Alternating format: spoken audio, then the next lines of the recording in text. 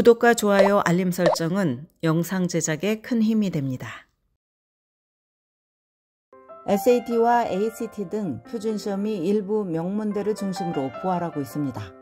올해 들어서 아이비리그를 비롯한 몇몇 탑 대학이 다시 지원자들에게 표준시험 점수를 요구하는 쪽으로 정책을 수정했기 때문입니다.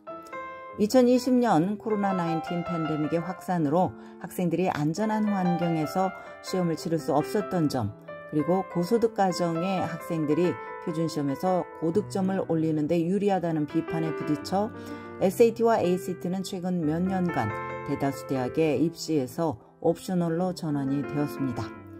그러나 2022년 3월 표준시험 의무화 제도입을 발표한 MIT와 조지타운대를 시작으로 2024년 5월 현재 하버드대, 예일대, 브라운대, 다머스 컬리지 등 일부 탑 대학이 SAT 또는 ACT 점수 제출 의무화를 부활하기로 결정을 했습니다. 예일대는 테스트 플렉서블을 채택해서 지원자가 SAT와 ACT, AP, IB 중에서 최소 1개의 점수를 제출하는 것을 허용하기로 했습니다. 코넬대는 2026년 가을 학기부터 지원자들에게 표준시험 점수를 다시 요구하기로 했으며, 주립대인 텍사스대 어스틴 캠퍼스 역시 SAT와 ACT 점수 제출을 의무화했습니다. 표준시험 점수는 역사적으로 대학 입시에서 여러 중요한 항목 중에 하나였습니다. 현재 상대적으로 적은 그룹의 대학들만 시험 점수를 요구를 합니다. 공정하고 열린 시험을 위한 전국센터 자료에 따르면 여전히 미국 내 4년제 대학 중에 80% 이상은 테스트 옵셔널을 유지하고 있습니다. 일부 전문가들은 표준시험 점수를 요구하는 것이 입학심사 과정의 투명성을 강화한다고 주장을 합니다. 브라운대 학부 입학사무처장인 로건 파웰은 테스트 옵셔널은 대학 지원 절차의 또 다른 요소로 부각되어 의도하지 않은 혼란과 계산 착오를 일으켰다며, 표준시험 점수를 요구하는 것과 관련해서 우리의 목표 중 하나는 지원자와 가족에게 명확성을 제공하는 것이다 라고 말했습니다. 시험 점수를 고려하지만 이 또한 입학심사 과정에서 검토되는 여러 요소 중 하나라는 점을 분명히 하고 싶다라고 말했습니다. 그렇다면 테스트 옵셔널 정책의 효과는 무엇일까요? 첫째는 SAT와 ACT 결과를 제출하지 않기로 결정한 지원자들에게 입시에 대한 부담을 덜어줍니다. 지원자들은 표준시험을 준비하는데 많은 시간을 투자하지 않고 과외활동과 학교 수업, 에세이 작성에 더 많은 시간을 활용할 수 있습니다.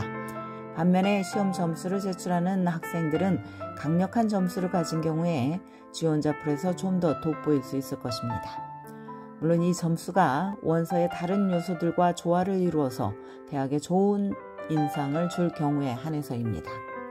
둘째는 테스트 옵셔널 정책으로 인해서 지원자 수가 크게 늘었고, 특히 불충분하게 대표되는 소수계 그룹의 학생들이 더 많은 대입 원서를 제출하는 결과를 낳았습니다.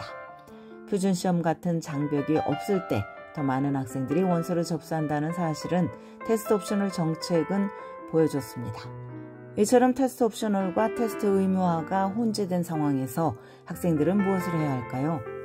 올 들어 나타난 트렌드를 보면 앞으로 더 많은 명문사립대가 표준시험 점수 제출 의무화 대열에 합류할 것으로 전망이 됩니다.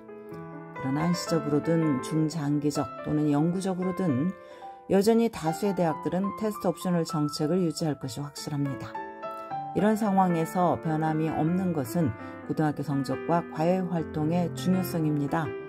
학생들은 학교가 제공하는 범위 안에서 가장 도전적인 수업을 들으면서 최선을 다해 좋은 성적을 유지해야 합니다. 또한 자신의 열정을 보여주는 과외활동을 꾸준히 하면서 지원할 대학의 리스트를 신중하게 선정하는 것이 필요합니다.